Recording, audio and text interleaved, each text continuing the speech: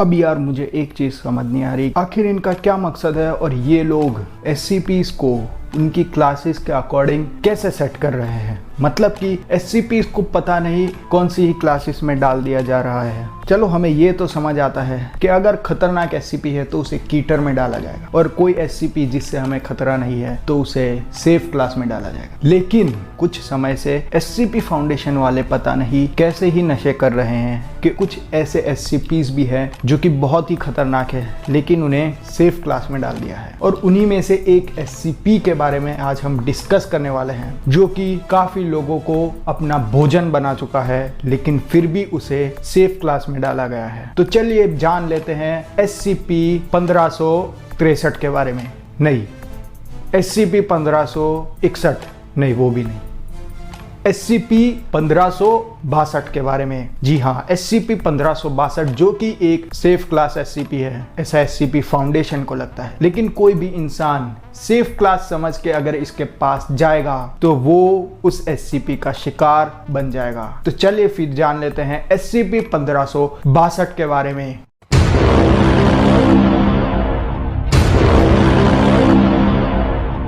अब यार SCP-1562 एक धातु से बनी हुई फिसल पट्टी है जिसपे बच्चे फिसलते हैं और उनको मजा आता है। तो अब इस फिसल पट्टी की हाइट 2.2 मीटर्स है जबकि इसकी लंबाई 3.4 मीटर्स है। तो यार SCP-1562 के बारे में तब पता चला जबकि कुछ बच्चे ऐसे ही गायब होते चले जा रहे थे और उसे एक प्लेग्राउंड से ढूंढा गया जो कि एक वीरान जगह पे था। तो मेरे दोस्तों, SCP-1562 अपना असली रंग तभी दिखाएगा जबकि कोई शख्स उसके ऊपर बैठ के स्लाइड करेगा, यानी कि कोई बच्चा, कोई बूढ़ा इंसान थोड़ी फिसल पट्टी के ऊपर फिसलने जाएगा। तो यानी कि कोई भी बच्चा इस फिसल पट्टी के ऊपर फिसलना शुरू करेगा तो वैसे ही SCP-1562 बोलेगा, तो और बेटा कैसे हो आप, और बाद में SCP-1562 उस मासूम से बच्चे को खा जाएगा। और इसी कारण की वजह से मैं SCP फाउंडेशन को सैल्यूट करता हूं क्योंकि इन लोगों ने इस फिसल पट्टी को सेफ क्लास ऑब्जेक्ट बना दिया। अब यहाँ पर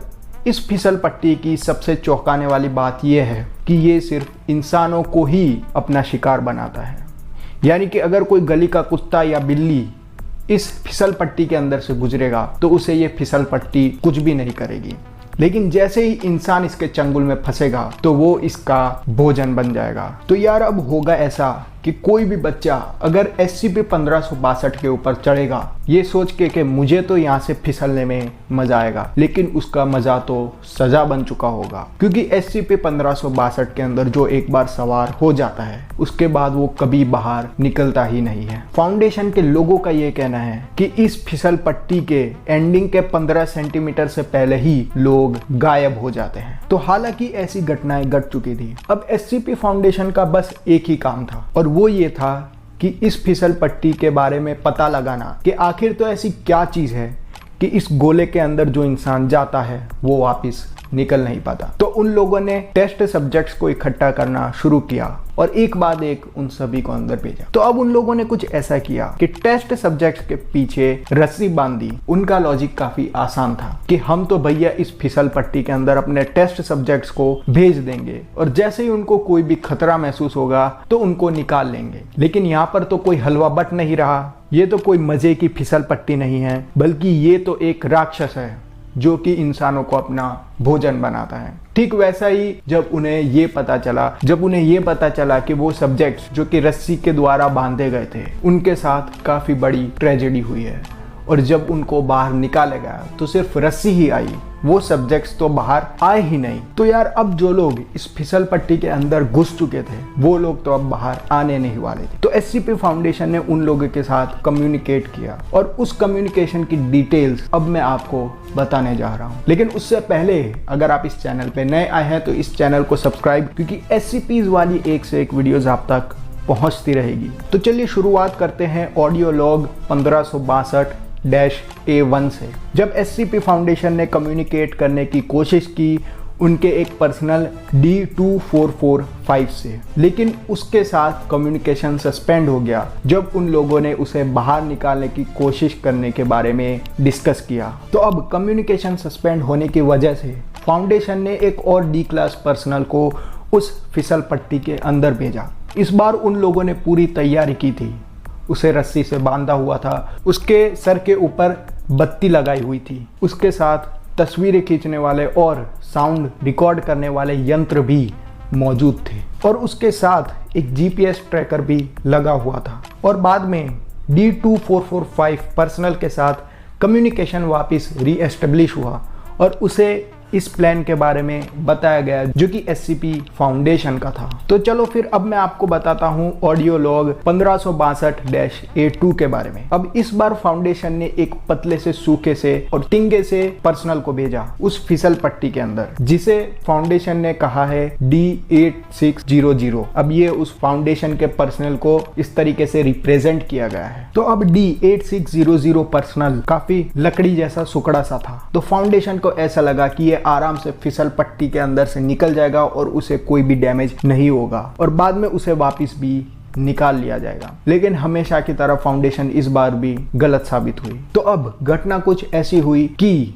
वो फिसल पट्टी D8600 पर्सनल को भी चट कर गई और उसके बाद जब उसे ट्रैक करने की कोशिश भी की गई तो कोई भी सुराग हाथ नहीं लग पाया। बाद में जब कनेक्शन रीएस्टेब्लिश हुआ तो उसमें बस उस D पर्सनल की आखिरी आवाजें ही मौजूद थी। उसके बाद बस ऑडियो लॉग 1562-B में यही बताया गया है कि D क्लास पर्सनल्स 8600 और 2445 के साथ लगातार कम्युनिकेट करने की कोशिश होती रही, लेकिन उसमें भी फाउंडेशन कुछ उखाड़ ही नहीं पाया। तो चलो फिर अब मैं तुम लोगों को ये बता देता हूँ कि आखिर इस राक्षस को रखा कहाँ पे गया है। तो इसे रखा गया है साइट 24 में लैब 46V के अंदर टेस्टिंग के लिए, और इस लैब का दरवाजा हमेशा ही बंद रखा जाता है। अब क्यों बंद रखा जाता है ये तो काफी लॉजिकल चीज है, क्योंकि अंदर राक्षस बैठा हुआ है। तो यार फिलहाल के लिए SCP-1562 के ऊपर सारी टेस्टिंग्स सस्पेंडेड है और डॉक्टर क्लेवर का भी यही कहना है कि स्पेशल क्लियरेंस के बिना